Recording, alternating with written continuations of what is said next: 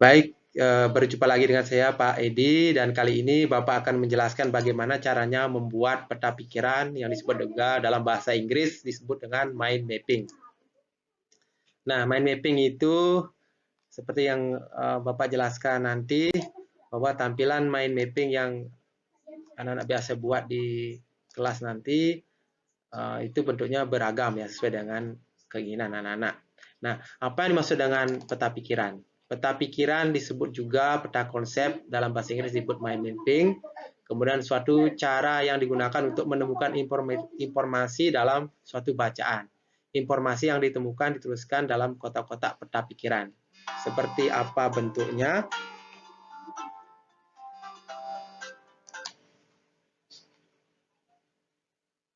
Nah, apa yang dimaksud dengan peta pikiran sudah Bapak jelaskan tadi. Kita langsung saja ke bagaimana caranya membuat peta pikiran. Nah, cara menemukan informasi penting dengan menggunakan peta pikiran adalah dengan menjawab pertanyaan yang berhubungan dengan bacaan. Jadi apa saja pertanyaan itu, ada kata what, who, when, where, why, how. Jadi apa, siapa, kapan, di mana, mengapa, dan bagaimana, yang disebut dengan 5W1H. Kemudian cara membuat peta konsepnya atau peta pikiran, misalnya ini ada tulang-tulang bagian rangka kepala.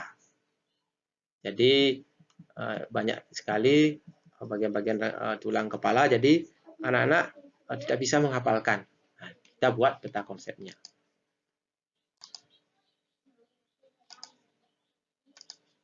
Cara membuat peta pikiran.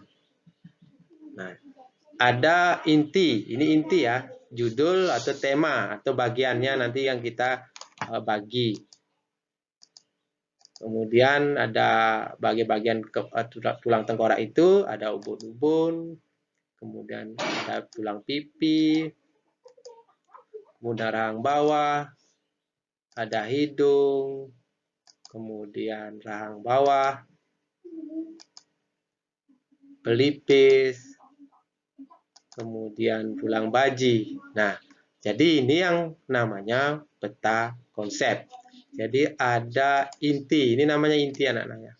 Ini inti, kemudian ini bagian-bagiannya dari yang anak lihat di bacaan tadi atau di gambar tadi.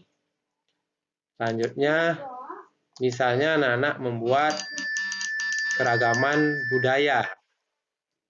Di keragaman budaya ada bacaan, jadi apa saja yang ada di keragaman budaya itu. Nah, ini poinnya seperti ini, intinya ini intinya. Jadi judulnya itu keanekaragaman budaya atau temanya.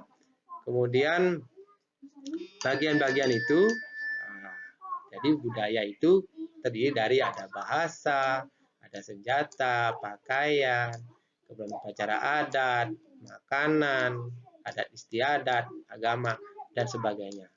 Jadi hal-hal yang penting dalam bacaan itu yang anak-anak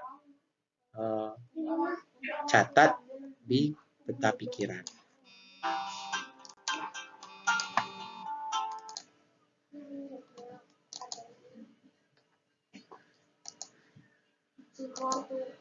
Nah, jadi itu tadi tentang cara membuat peta pikiran. Jadi anak-anak bebas menentukan bentuknya seperti apa, kemudian kalau ini seperti gurita, aku dan lingkunganku, kebiasaanku, cita-citaku, lingkunganku, dan sebagainya.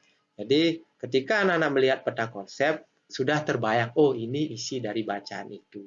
Ini isi dari materi yang disampaikan oleh Pak Guru. Jadi peta konsep memudahkan anak-anak untuk memahami bacaan. Jadi peta konsep, jadi mempolakan atau yang anak pikirkan, itulah yang namanya peta konsep. Hal-hal yang penting dalam bacaan. Oke, sekian terima kasih. Mudah-mudahan bisa bermanfaat. Selamat belajar.